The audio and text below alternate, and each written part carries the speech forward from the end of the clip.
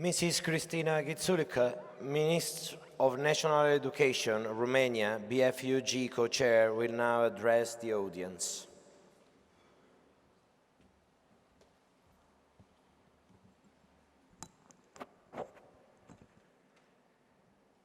Dear students, ministers, rectors, dear members of academic community, ladies and gentlemen, it is an honor and a privilege to witness such a historical moment, the Bologna process 20th anniversary, and to represent the Bologna follow-up group as co-chair on behalf of the Romanian presidency of the Council of the European Union.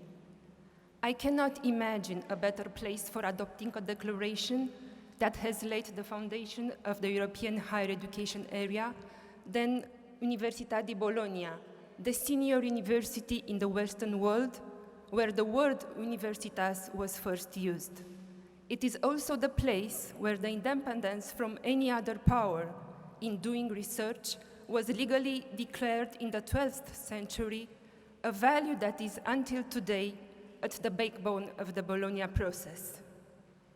As you may know, soon after the declaration was signed, the Bologna follow-up group has been established as a stable structure to oversee implementation of what had been agreed.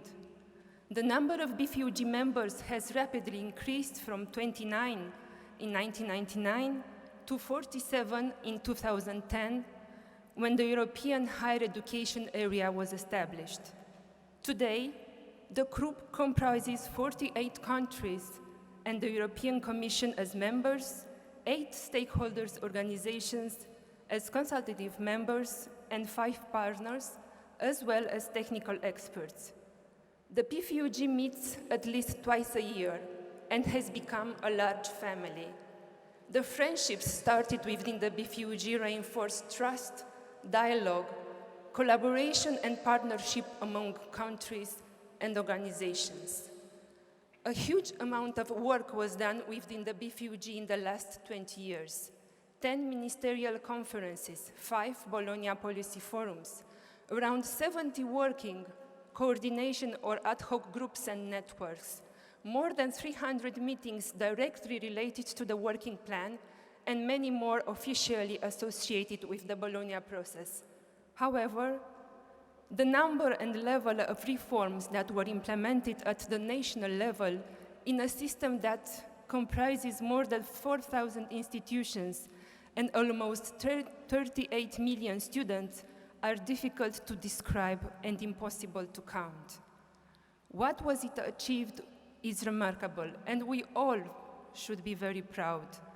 A European higher education area within the policies and reforms are agreed at European level, with the participation of all relevant stakeholders, and afterwards implemented at national level, reaching every higher education institution, a space for dialogue that made possible the development of new and innovative policies, new practices and tools with recognized value for the countries of Europe and beyond.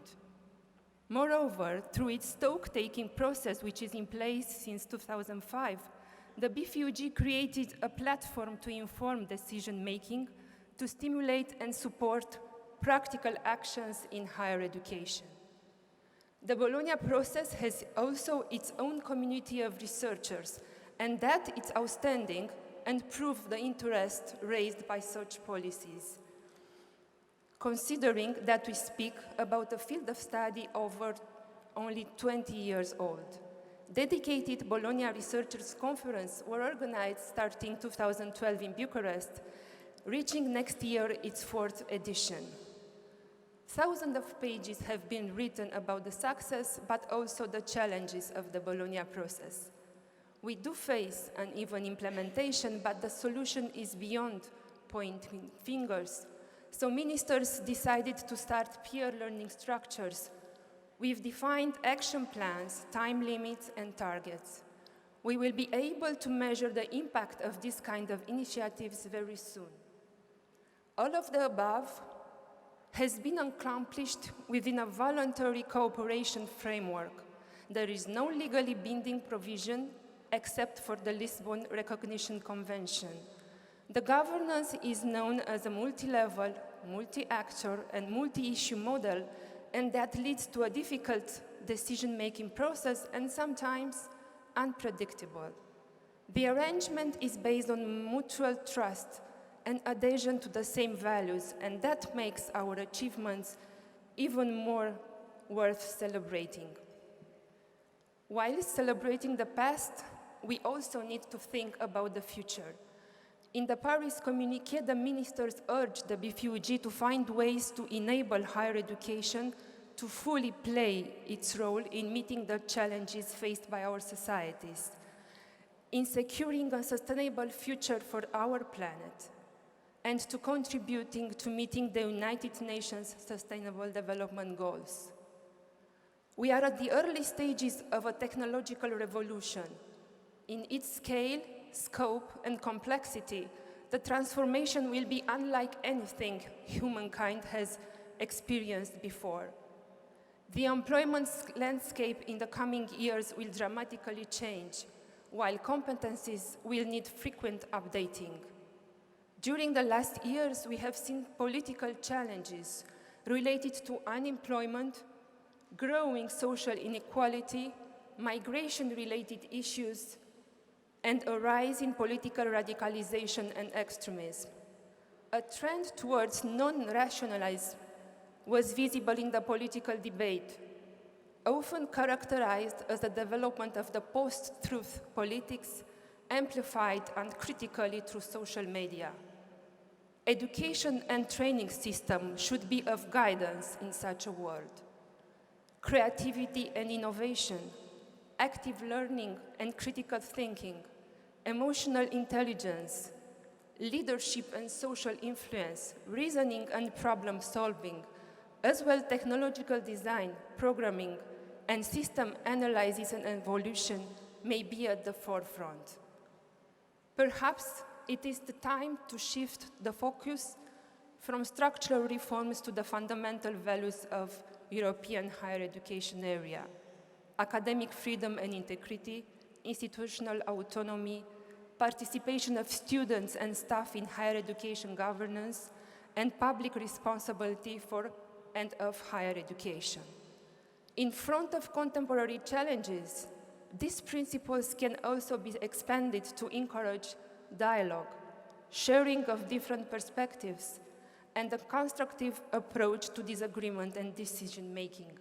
Consequently, universities might need to consider more their third role, which is the impact on society. Ladies and gentlemen, in 1999, I became tenured university staff at University Polytechnica of Bucharest, which is the largest and most prestigious technical university in Romania. I knew nothing at that time about the Bologna Declaration, but I have already had the chance to spend several study and research periods abroad, thanks to the Tempus program. My one semester of undergraduate studies at Sheffield University was automatically recognized, even though the curriculum wasn't fully compatible with the one in my university. The année spéciale graduated at l'Institut Polytechnique de Grenoble, quite a unique qualification, was recognized by the Romanian Ministry of National Education as a one-year master's degree. My PhD thesis has 2 chapters containing research that I have conducted at l'Institut National des Sciences Appliquées de Lyon and at Centro Ricerche Fiat, a research institute that had a partnership with Politecnico di Torino. I always consult my students at the beginning of the semester on the course content and methods of evaluation, and even invite them to choose what they want to do as practical activities. I realized that what I was doing was student-centered teaching, and I've been trying to improve my methods ever since. In 2003, I was coordinating the higher education component of a World Bank finance project implemented by the Romanian Ministry of National Education, and we decided to put in place a quality assurance mechanism for the programs of studies developed within the project and implemented by several universities.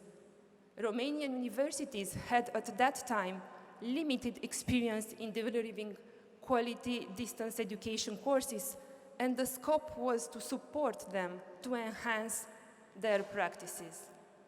The last 6 months, as co-chair of BFUG, have been the most interesting and challenging in my professional life. All this has had a huge impact on the person that I am today, and not only professionally, but also personally.